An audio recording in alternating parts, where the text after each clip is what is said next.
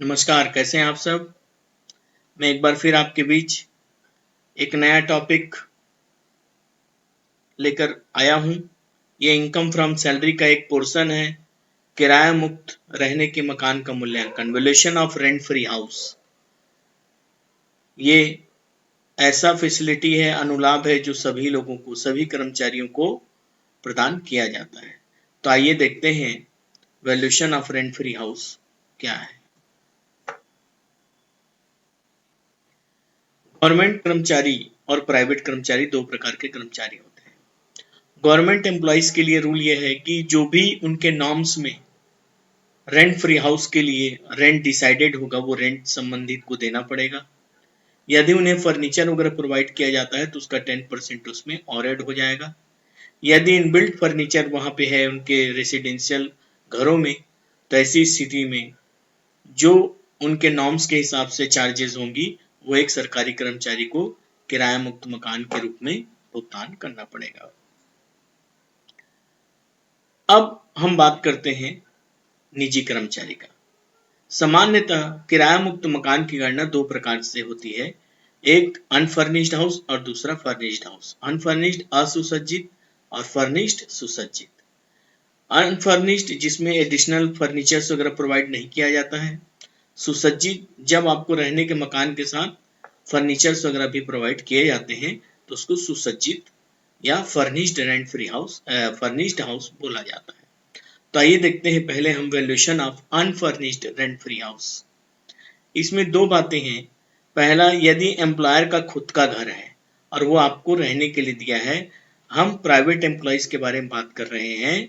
Employer का खुद का घर है और यदि वो आपको रहने के लिए दिया है तो यदि जनसंख्या 10 लाख है तो 7.5%, 10 लाख से ज्यादा पर 25 लाख से कम है तो 10% ऑफ सैलरी, ये 7.5% ऑफ सैलरी है। यदि 25 लाख से ज्यादा है तो 15% ऑफ सैलरी एक एम्प्लॉय को रेंट फ्री हाउस के रूप में अनफर्निश्ड के केस में देना पड़ेगा। यहाँ पर सैलरी मीन्स होता है basic plus DA in terms of condition plus commission plus bonus plus other taxable allowances plus monetary payment. मूल वेतन, महंगाई भत्ता, सेवा शर्तों के अनुसार commission plus bonus plus commission plus अन्य कर योग भत्ते एवं नगद में भुगतान किए गए अनुलाभ।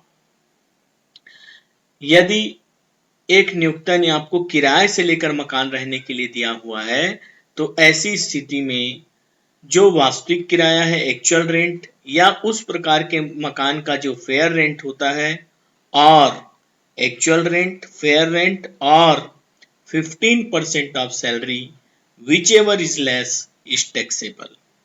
वो तीनों में वास्तविक किराया, उचित किराया और 15% ऑफ सैलरी, तीनों में जो कम होगा वह किराए से दिया गया मकान एक नियोक्ता के द्वारा जो दिया गया है, किराए से लेकर कर्मचारी को नियोक्ता के द्वारा प्रदान किया गया है, ऐसे रेंट फ्री हाउस का वैल्यूएशन माना जाएगा। अब हम बात करते हैं रियायती दर का मकान।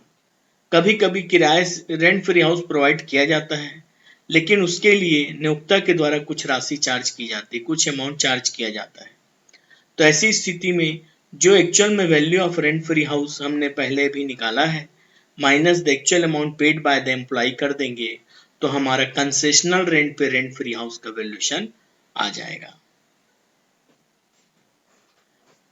देखिए, सभी राशि अनुलाभ के रूप में प्रयोग होगी जो कर्मचारी द्वारा खर्च किया जाना था परंतु मालिक के द्वारा चुकाया गया है।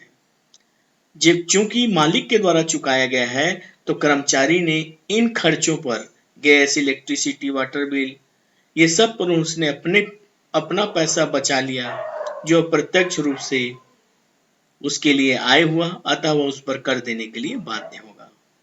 अब देखते हैं फर्निश्ड हाउस। फर्निश्ड हाउस किसे कहते हैं?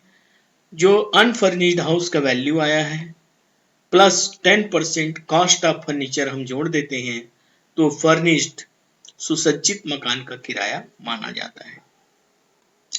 यदि कंपनी आपको होटल में रहने की सुविधा प्रदान करती है तो ऐसी स्थिति में एक्चुअल रेंट और 24% ऑफ सैलरी, जो दोनों में कम होगा वह होटल में रहने का किराया माना जाएगा। आशा करता हूं आपको किराए से मुक्त रहने का मकान समझ में आया होगा। इसे हम और प्रश्नों के माध्यम से आइए देखते हैं। आइए तो क्वेश्चन देखते हैं। एक कंपनी ने अपने कर्मचारी को रहने का मकान दिया। निम्न सूचनाओं के आधार पर मकान की सुविधा का मूल्य ज्ञात कीजिए। मकान का उचित किराया वार्षिक 70,000 रुपये, वेतन 6 लाख रुपये। यदि मकान ऐसे शहर में है जहाँ की जनसंख्या 25 लाख से अधिक है। दूसरा, यदि मकान ऐसे शहर में है जहाँ की जनसंख्या 10 लाख से कम है। तो देखिए, हमें निकालना है valuation of rent free house.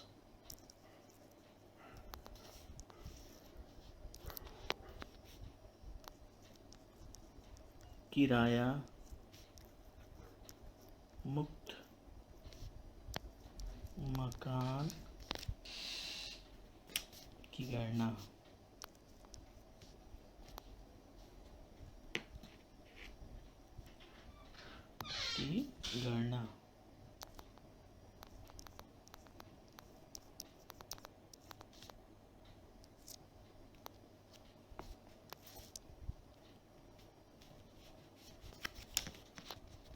इसका सूत्र क्या है? पहला कंडीशन ए, यदि मकान ऐसे शहर में है जहाँ की जनसंख्या 25 लाख से अधिक हो तो वेतन का 15%,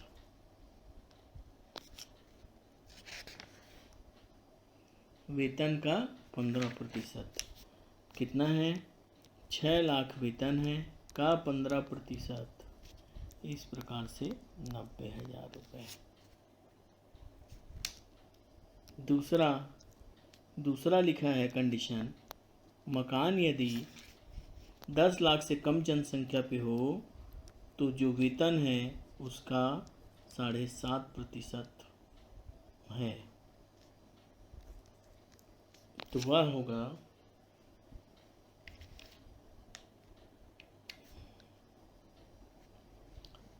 6 लाख का 7.5%,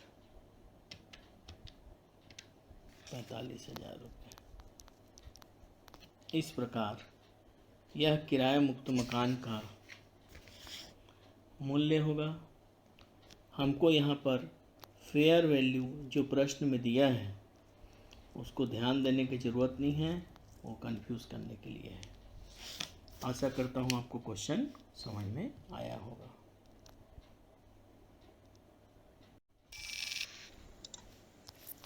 आइए एक और क्वेश्चन देखते हैं। एक कंपनी ने अपने कर्मचारियों को किराए पर लेकर रहने का मकान दिया। निम्न सूचनाओं के आधार पर मकान की सुविधा का मूल्य ज्ञात कीजिए। मकान का किराया दिया वार्षिक 60,000 रुपये, वेतन 5 लाख, फर्नीचर, मकान में फर्नीचर का लागत 60,000 रुपये, कर्मचारी के वेतन से किराए के संबंध में 1,000 मासिक की कटौती की गई है।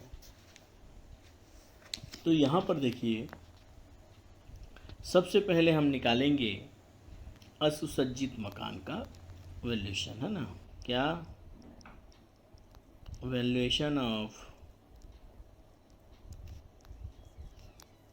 Rent free house. ये है अनफर्निश्ड।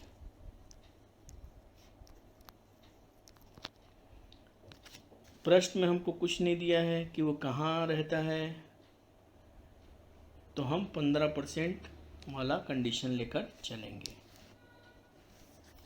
इस प्रकार 15% ऑफ सैलरी,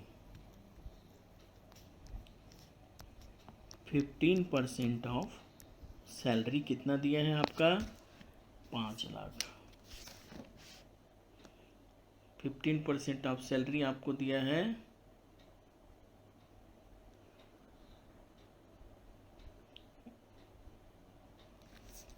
15% ऑफ सैलरी। कितना है आपका, देखिए 5 लाख का, ये हुआ 75,000। और हमको जो हमने रेंट, एक्चुअल रेंट पेड है, एक्चुअल रेंट पेड कितना है, पेड एक्चुअल रेंट हमने पे किया 60,000। जो दोनों में कम होगा, which ever is less will be the value, कीमत होगा। Therefore 60,000 is the value of rent free house. क्यों ऐसा हुआ, देखिए इस प्रश्न में कंपनी ने अपने कर्मचारी को किराए से लेकर मकान दिया है, जबकि पहले इसके जो हमने प्रश्न किया था उसमें कंपनी ने अपने कर्मचारी को रहने के लिए मकान दिया, मतलब उसकी व्यवस्था में था। अभी उसने अपने कर्मचारी को किराए से लेकर मकान दिया है, तो उस स्थिति में नियम है वेतन का 15% या एक्चुअल रेंट पेड, जो दोनों में कम हो उसको हम value of rent free house मानते हैं। ये अनफर्निश्ड का है। जब मैं फर्निश्ड का निकालूंगा, value of rent free house furnished, सुसज्जित बोलते हैं, वो हो जाएगा वैल्यू ऑफ अनफर्निश्ड, जो कि इस प्रश्न में 60,000 है, प्लस 10% ऑफ फर्नीचर। फर्नीचर का कीमत क्वेश्चन में दिया है 60,000, तो 60,000 का 10% जब हम लेंगे तो वह 6,000 है। इस प्रकार से 66,000 जो हुआ ये वैल्यू हुआ।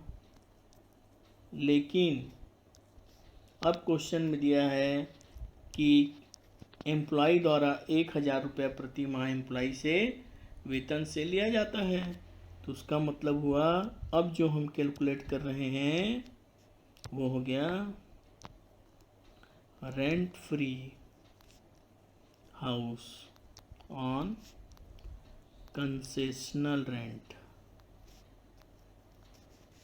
कंसेशनल वैल्यू है ना रेंट। अब देखिए value of house, rent free house हमने निकाला कितना, 66,000 minus rent paid by employee. कितना पे करता है employee, rent paid by employee कितना है, 1,000 इंटू 12।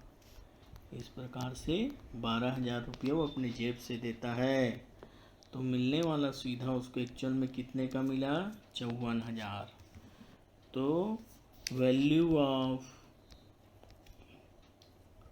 कंसेशनल एकोमोडेशन क्या होगा, रेंट फ्री हाउस कितना हुआ आपका 54,000। आशा करता हूँ आपको ये भी अच्छे से समझ में आया होगा। आशा करता हूँ किराया मुक्त मकान के मूल्यांकन की गणना आपको समझ में आई होगी, rent free house. Thank you.